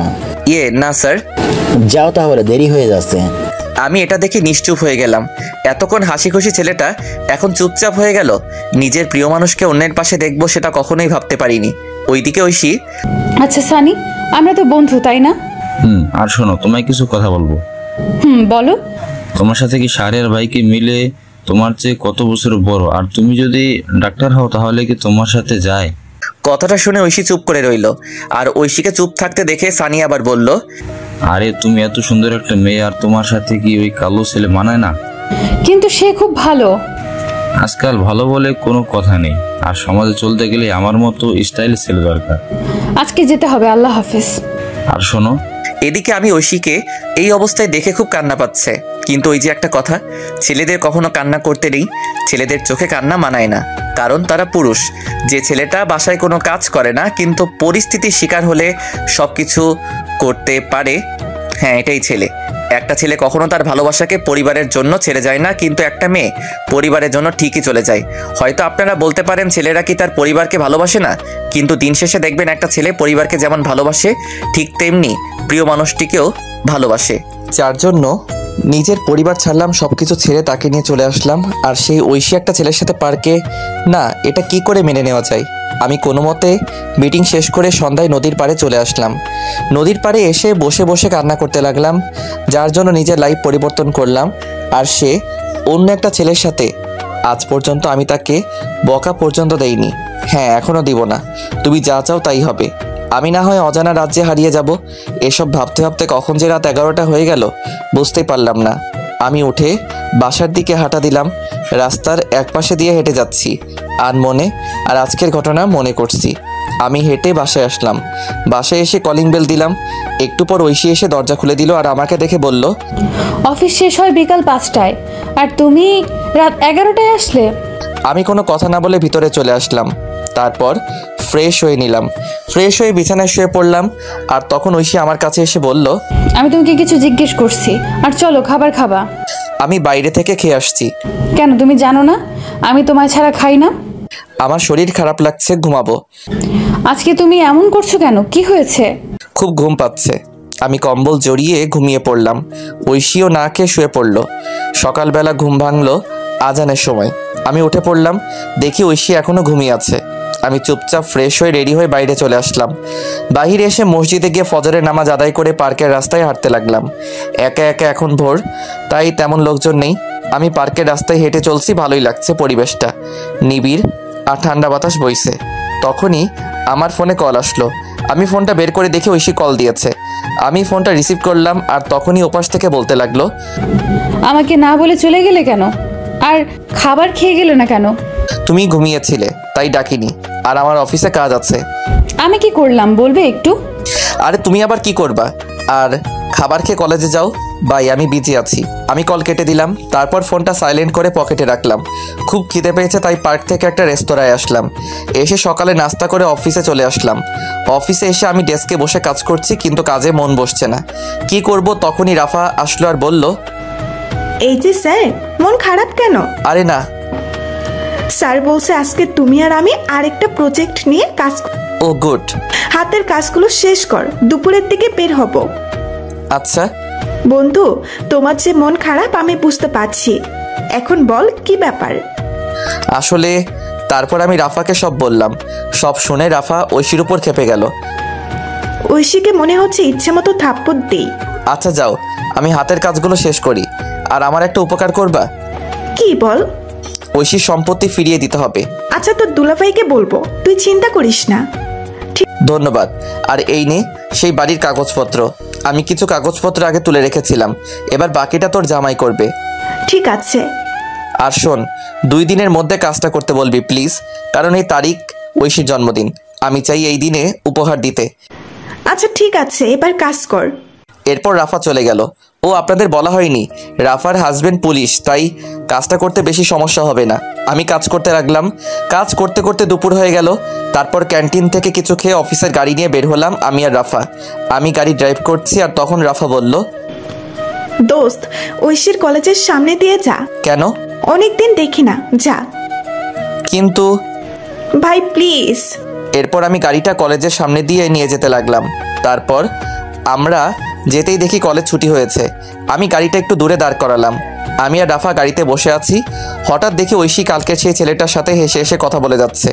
মনে হয় পার্কের দিকে যাচ্ছে। আমি রাফার দিকে তাকালাম, দেখি মাথা নিচু করে আছে আর আমাকে বলল, দোস্ত আমি বুঝতে পারিনি রে। আরে ধুর, বাদ দে।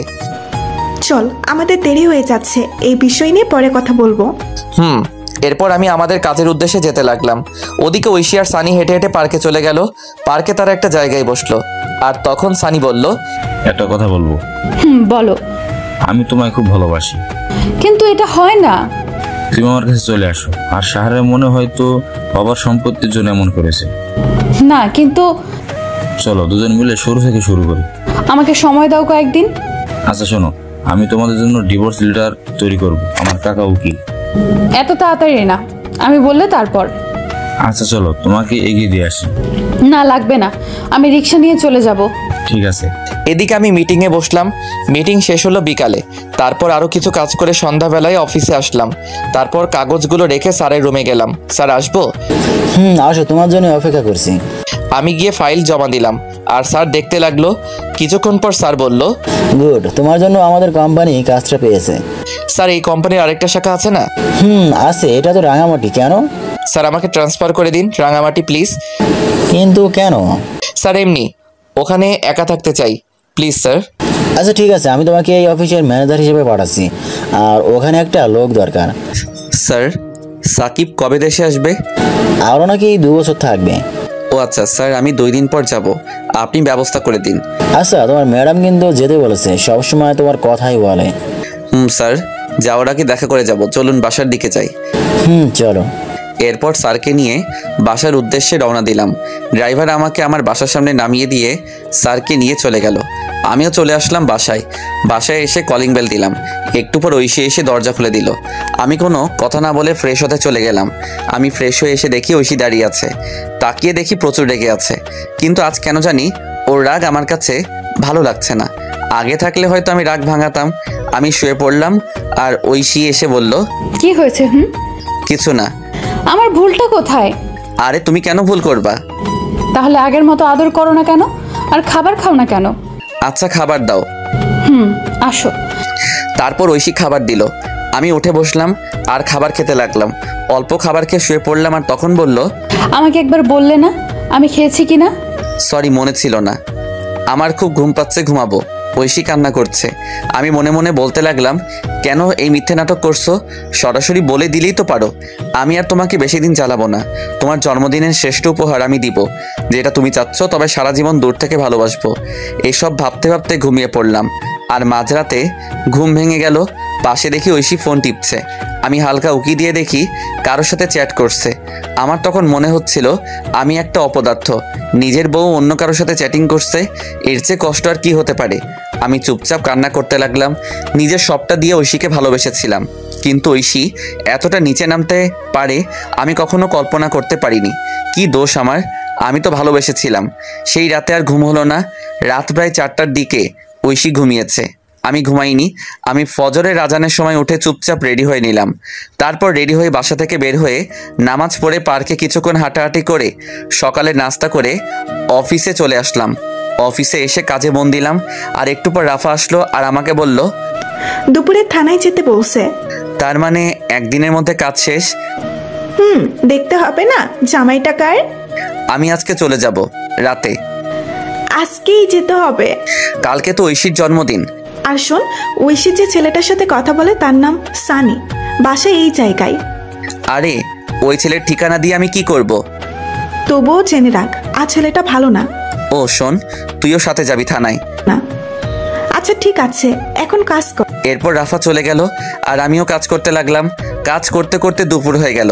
তারপর স্যারের রুমে গেলাম। স্যার বলল, এই না তোমার টিকিট, ভোর 4টায় বাস ছাড়বে। আর এই যে ফাইল, আর এখানে তোমাকে রাজু নামে একটা ছেলে রিসিভ করবে। ওকে স্যার, এই নিন এই মাসের সমস্ত হিসাব, আর পিয়নের দিকে একটু খেয়াল রাখবেন, লোকটা সুবিধার না। আচ্ছা, আর যাওয়ার সময় আমার বাসা হয়ে যেও। ওকে স্যার, যাই তাহলে। এরপর স্যারকে বিদায় দিয়ে রাফাকে নিয়ে থানায় আসলাম। থানায় এসে সোজা ভাইয়ার কেবিনে গেলাম। দেখি ভাইয়া কাজ করছে। আমাদের দেখে ভাইয়া ভিতরে যেতে বলল। আমরা গিয়ে বসলাম আর উনি বললেন, শাহরিয়ার, এই নাও ফাইল। এখানে সমস্ত সম্পত্তির কাগজপত্র আর দলিল আছে। আর ঐশীর কাকা কাকি এখন জেলে। আমি ফাইল নিলাম আর বললাম, ধন্যবাদ ভাই। এবার বলো কি খাবে? আজকে বাসায় চলো, তোমার খবর আছে। আমি কি করলাম? তখনই রাফা চলে গেল। আমি বললাম, ভাই রেগে আছে কেন? কালকে বাসায় যায়নি। ও আচ্ছা, আর ভাই আজকে রাঙামাটি যাচ্ছি। ও আচ্ছা, আর খুব তাড়াতাড়ি যাচ্ছে হবা। তাই নাকি? এই রাফাকে বলবে না, আমি গিয়ে সারপ্রাইজ দিব। ওকে তাহলে যাচ্ছি, আর দোয়া চাই। ওকে, আল্লাহ হাফেজ। এরপর বিদায় নিয়ে চলে আসলাম। আমি আর রাফা অফিসে আসলাম। অফিসে এসে কাজ করতে লাগলাম আর মোটামুটি সবার কাছ থেকে বিদায় নিলাম। এভাবে অফিস টাইম শেষ হলো। আমি স্যারের সাথে আরও কিছু কথা বলে বাসার দিকে যেতে লাগলাম। যাওয়ার সময় একটা গোলাপ কিনলাম। বাসায় যেতে প্রায় সন্ধ্যা হয়ে গেল। আমি গিয়ে কলিং বেল দিলাম। তারপর ঐশী এসে দরজা খুলে দিল। আমি গোলাপটা আগেই লুকিয়ে রেখেছি। আমি চুপচাপ ভিতরে চলে গেলাম। ভিতরে গিয়ে ফাইলটা আলমারিতে রেখে ফ্রেশ হতে চলে গেলাম। ফ্রেশ হয়ে এসে দেখি আজকে আর তেমন কোনো কথা বলছে না। হয়তো এতক্ষণ এই ছেলের সাথে কথা বলছিল আর আমি এসে বিরক্ত করলাম। আমি ভাবলাম এখন বাসায় কি করব, তাই ভাবলাম বাহির থেকে হেঁটে আসি। যেই ভাবা সেই কাজ। আমি বাহিরে চলে আসলাম। আমি চাচার দোকানে আসলাম। এসে চাচাকে চা দিতে বললাম আর চাচার সাথে গল্প করতে লাগলাম। আর তখনই আমার ফোনে কল আসলো। আমি ফোনটা বের করে দেখি সাকিব ফোন দিয়েছে। আমি কলটা রিসিভ করলাম। কি রে, কি অবস্থা? শালা, একদিন আমাকে ফোন দিয়েছিস? আরে অনেক বিজি থাকতে হয়। শুনলাম রাঙামাটি যাচ্ছিস। রে, কি হয়েছে বলতো? বাদ দে না, কি দরকার? আমাকে বন্ধু ভাবলে বল। শোন তাহলে। এরপর আমি আমার সাথে ঘটে যাওয়া সবকিছু সাকিবকে বললাম। সব শুনে সাকিব বলল, দোস্ত, তোকে সান্ত্বনা কিভাবে দিব, আমার ভাষা নেই। বাদ দে। আর দেশে আসবি কবে? আরো 2 বছর পর। ও আচ্ছা। এরপর সাকিবের সাথে আরো কথা বলে ফোন কেটে দিলাম। আর চাচার সাথে কথা বলতে বলতে রাত 10টা বেজে গেল। আমি চাচাকে বিদায় দিয়ে বাসার দিকে যেতে লাগলাম। আমি রাস্তা দিয়ে হেঁটে যাচ্ছি আর তখন দেখি কিছু ছেলে একটা ছেলেকে মারছে। আমি তাদের কাছে গেলাম। আমি কাছে গিয়ে দেখি এটা সানি, যে ঐশীর সাথে কথা বলে। আমি পিছন ফিরলাম আর মনে হলো আজকে যদি আমার ভাইকে মারতো তাহলে কি আমি চলে যেতে পারতাম? না, ছেলেটাকে বাঁচাতে হবে। এই বলে আমি অন্য ছেলেদের মারতে লাগলাম। একসময় ছেলেগুলো দৌড়ে চলে গেল আর আমি পাশে তাকিয়ে দেখি সানি দাঁড়িয়ে আছে। আমি কাছে গিয়ে বললাম, ওরা তোমাকে মারছিল কেন? আসলে ওরা আমার সবকিছু নিয়ে যেতে চেয়েছিল, কিন্তু আমি না করি তাই। ও আচ্ছা, রাতে বাইরে থাকতে নেই, বাসায় চলে যাও। এই বলে আমি আবার হাঁটা দিলাম। এদিকে ছেলেটা মনে মনে ভাবছে, শাহরিয়ার ভাই সত্যি খুব ভালো মানুষ, আজ ওনারা না থাকলে আমি হাসপাতালে থাকতাম। এসব ভেবে চলে গেল বাসায়। আমি বাসায় এসে কলিং বেল দিলাম, কিন্তু আজ ঐশী একটু দেরিতে দরজা খুললো আর হাতে দেখি ফোন স্ক্রিন অন করা।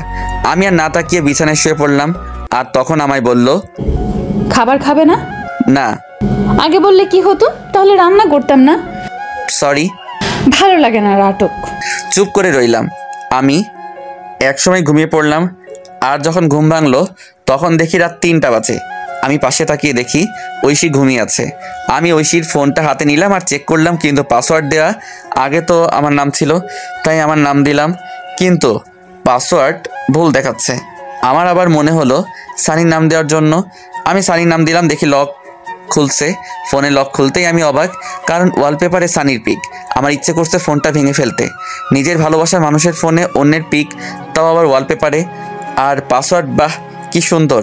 আমি চ্যাটিং চেক করলাম, দেখি রাত 1:34 পর্যন্ত কথা হয়েছে। আমি ফোনটা রেখে দিলাম। তারপর টেবিলে বসলাম আর একটা কাগজ নিলাম আর লিখতে লাগলাম, পাগলি, তুই যখন এই চিরকুটটা পড়বে তখন আমি অনেক দূরে থাকবো। তোমাকে অনেক ভালোবেসেছিলাম, নিজের সবটা উজাড় করে দিয়েছিলাম, কিন্তু যেদিন দেখলাম তুমি অন্য কারোর সাথে পার্কে বসে আড্ডা দিচ্ছ, তখন মনে হয়েছিল আত্মহত্যা করি, কিন্তু কেন করিনি জানো? ওই যে মহাপাপ, এর জন্য বেঁচে আছি, এত ভালোবাসি তবুও বুঝলে না। আর হ্যাঁ, আমি তো তোমার যোগ্য না, আমার চেহারা খারাপ, আর আমি তোমার থেকে অনেক বছরের বড়, তোমার সাথে আমার মিলে না। কিন্তু তুমি যদি প্রথমে না করতে তাহলে এত কষ্ট হতো না। আমি ভুল ছিলাম। তোমার বাবার সম্পত্তি তোমায় ফিরিয়ে দিলাম, ফাইলে সব আছে, পারলে সেখানে চলে যেও। আর সানি ভালো ছেলে, তার সাথে নতুন জীবন শুরু করো। দোয়া করি তোমাকে ডিভোর্স দিতে পারবো না, তবে এটা ভেবো না আমি কোনোদিন স্ত্রীর অধিকার নিয়ে সামনে আসবো না।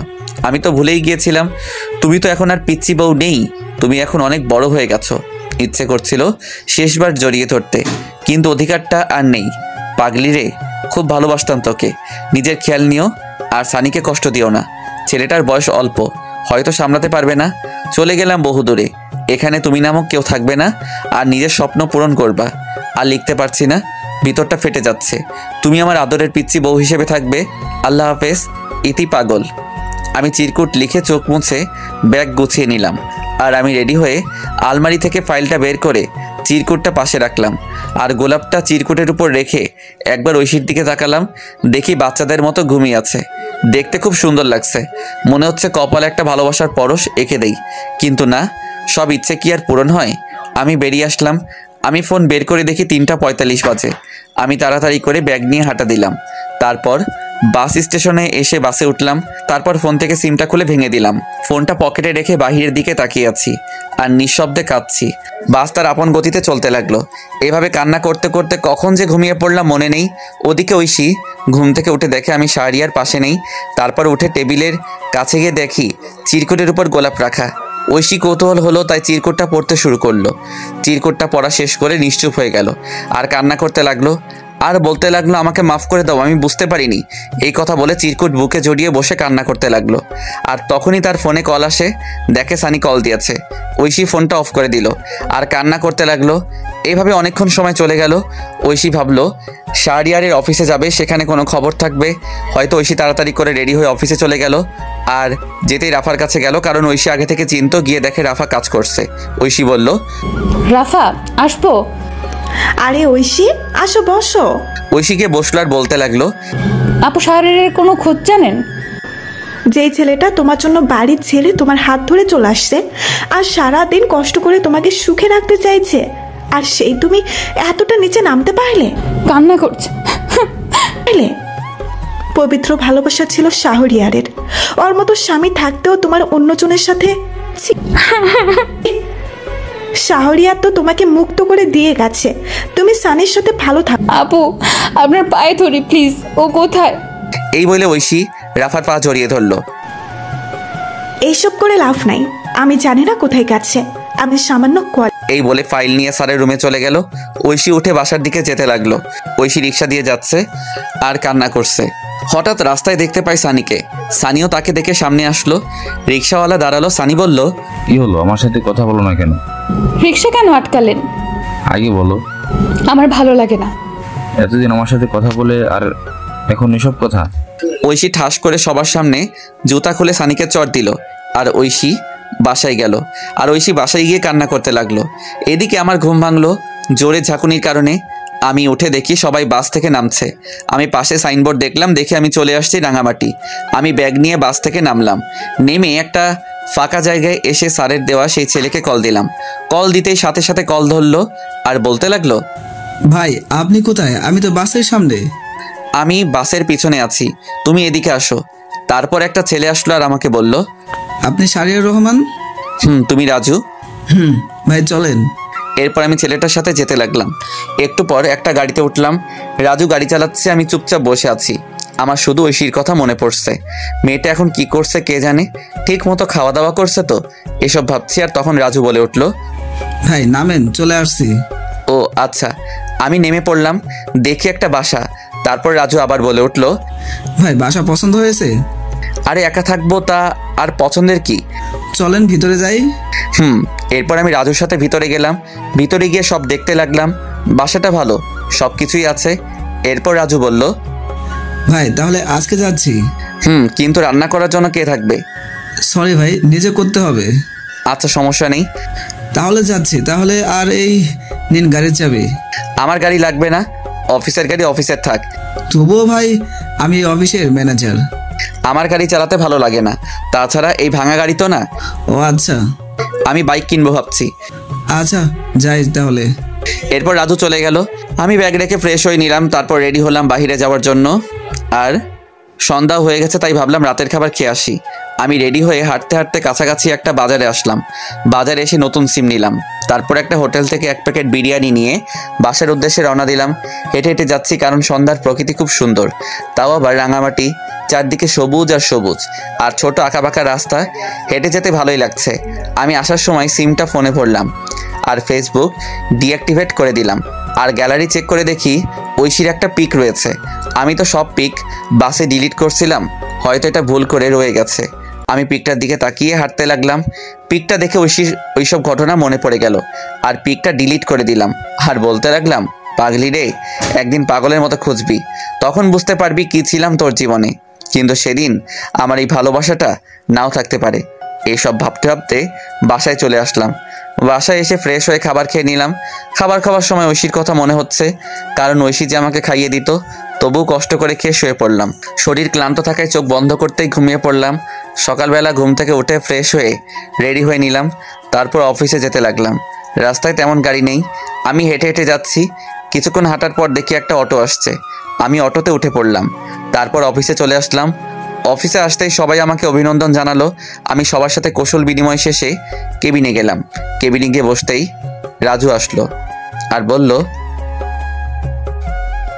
স্যার আসবো? আসো, আর আমাকে ভাইয়া রাখবে। ভাই এই যে ফাইল, একটু দেখেন। আর শোনো, অফিস শেষ হলে দেখা করবে। আচ্ছা ভাই। এরপর রাজু চলে গেল। আমি ফাইল দেখতে লাগলাম, আর তখনই একটা মেয়ে আসলো। স্যার আসতে পারি? আসুন। মেয়েটি এসে আমার কাছে ফাইল দিল। আমি মেয়েটির দিকে তাকালাম, দেখলাম মেয়েটা প্রেগনেন্ট আর বয়স প্রায় আমার সমান হবে। আরে আপনি এই অবস্থায় অফিসে কেন? ছুটি নিলেও পারতেন। সমস্যা নেই স্যার। আপনার নাম কি? জি যারা। ও আচ্ছা, আপনাকে ছুটি দিয়ে দিলাম, আজ আপনি বাসায় চলে যান। ধন্যবাদ স্যার। স্যার বলে ডাকবেন না, ভাই বললে খুশি হব। আচ্ছা ভাইয়া। আমি রাজুকে বলে দিচ্ছি, ও আপনাকে নামিয়ে দিয়ে আসবে। তার দরকার নেই। আরে কি বলেন, যেটা বলছি এটাই শেষ কথা। এরপর আমি ফোন দিয়ে রাজুকে বলে দিলাম। তারপর আমি আমার কাজ করতে লাগলাম। কাজ করতে করতে কখন যে দুপুর পার হয়ে বিকাল হয়ে গেল। তারপর আমি উঠে বের হলাম, আর তখন রাজু বলল, ভাই অফিস তো শেষ, আপনি বলছিলেন দেখা করতে। একটা বাইক কিনবো, চলো ব্যাংকে যাই। এরপর রাজুকে নিয়ে ব্যাংকে গেলাম। আমার কিছু জমানো টাকা ছিল, আমি টাকাগুলো তুলে নতুন বাইক কিনলাম। বাইকটা বাংলাদেশে নতুন আসছে, এটা এত বছরের সঞ্চয় দিয়ে কিনলাম। অনেক দিনের শখ ছিল নিজের টাকায় বাইক কিনবো, তাই খুব খুশি হলাম। আমাকে খুশি দেখে রাজু বলল, সত্যি ভাই, নিজের টাকার বাইক কিনলে ফিলিংসটা অন্যরকম লাগে। এরপর রাজুকে বিদায় দিয়ে আমি রাতের খাবার বাহির থেকে খেয়ে বাসায় চলে আসলাম। এভাবে বেশ কিছুদিন চলে গেল। এখন আর ঐশীর কথা মনে হয় না, কারণ অফিসের সবার সাথে বন্ধু হিসেবে কথা বলি আর আড্ডা দিই। কিন্তু একদিন আমি অফিসের শেষ করে রাতে বাসার দিকে যাচ্ছি। নীরব রাস্তা, তেমন কোনো মানুষজন নেই। আমি হেডফোন কানে দিয়ে আনমনে বাইক চালাচ্ছি। হঠাৎ রাস্তার পাশ থেকে একটা মেয়ের চিৎকার আসছে।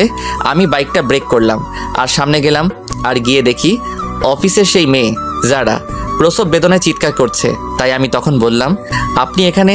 আপনার হাজবেন্ড কই? ভাই আমাকে হাসপাতালে নিয়ে যাবেন, আমি পারছি না।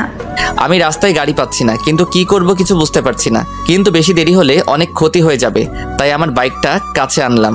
তারপর যারাকে আমার বাইকের সামনে উঠালাম আর ঝাপটে ধরে বাইক চালাতে লাগলাম। আর হাসপাতালে এসে আমি কোলে তুলে নিয়ে ভিতরে গেলাম। ভিতরে গিয়ে চিৎকার দিয়ে ডাক্তারকে ডাকতে লাগলাম।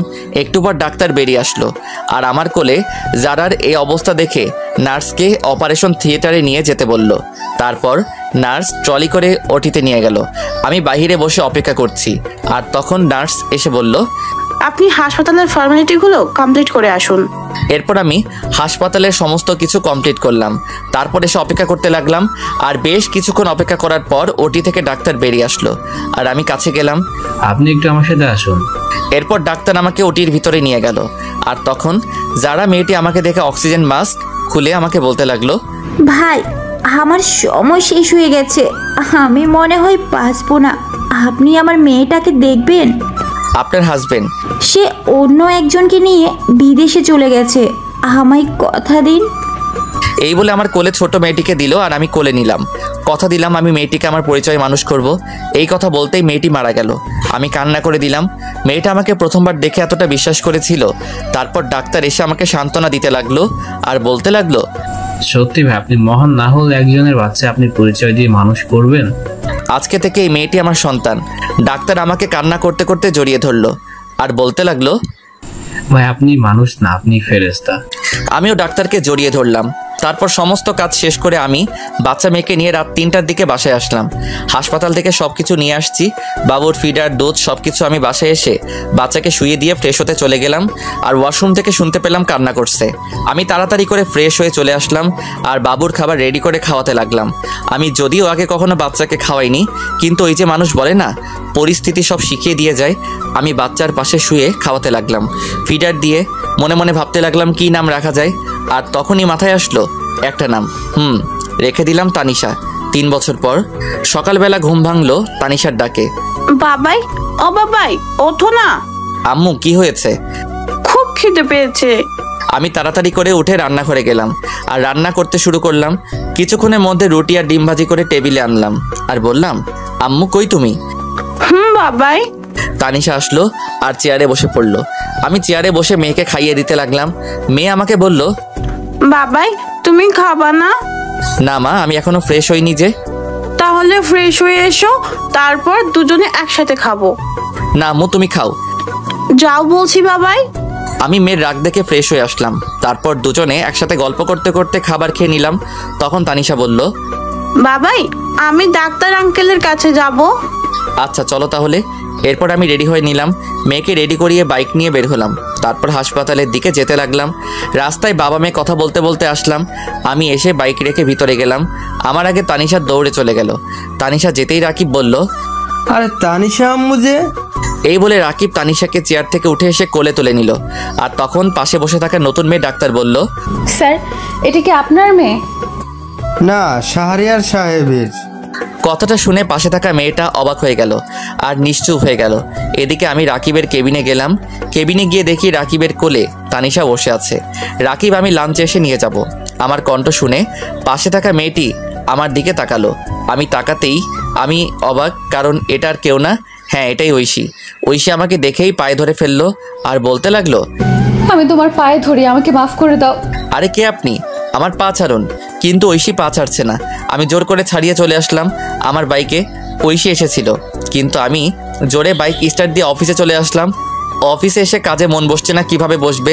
পুরনো ভালোবাসার মানুষকে দেখে ওদিকে ঐশী রাকিবের কাছে গেল আর বলতে লাগলো, ভাইয়া প্লিজ বলুন, এই হলো আমার হারিয়ে যাওয়া শাহরিয়ার। কি বলো? সে আমাকে রেখে বিয়ে করেছে, তবু আমাকে ক্ষমা করলো না। শাহরিয়ার বিয়ে করেননি? তাহলে মেয়ে? দাঁড়াও বলছি, আগে তানিশাকে ওদিকে পাঠাও। এরপর রাকিব তানিশাকে অন্য একটা নার্সের সাথে খেলতে পাঠালো। হাসপাতালে সবাই তানিশাকে চিনে আদর করে। বাসার পাশে হাসপাতাল হওয়ার কারণে কোনো সমস্যা হয় না। এরপর রাকিব ঐশীকে সবকিছু বলতে লাগলো। সব শুনে ঐশী চুপ করে রইল। ঐশী কোনো কথা বলছে না। তখন আবার রাকিব বলল, ওনার মতো লোক বন্ধু হিসাবে পেয়েছি, এটাই অনেক। ওর বাসার ঠিকানা দেন। এরপর রাকিব আমার বাসার ঠিকানা দিয়ে দিল। এদিকে আমি চেয়ারে হেলান দিয়ে ঐশীর কথা ভাবছি। আমি কি আজও ঐশীকে খুব ভালোবাসি? নিজেকে নিজে প্রশ্ন করলাম। তখনই দরজার কাছ থেকে কেউ বলে উঠল, আসতে পারি স্যার? আমি না দেখে বললাম, আসুন। আমি তাকিয়ে তো অবাক, কারণ এটার কেউ না, এটা রাফা। দোস্ত তুই কেমনে সম্ভব? তোর জন্য আমাকে রাঙামাটি আসতে হলো। তারপর বল কেমন আছিস? ভালো, তুই? আলহামদুলিল্লাহ ভালো। এবার বল কি খাবি? এখন তোর মাথা, বাকিটা পরে দেখা যাবে। গুড। কতদিন আড্ডা হয় না। ঐশীর সাথে দেখা হয়েছে। আমি প্রশ্নটা শুনে চুপ করে রইলাম।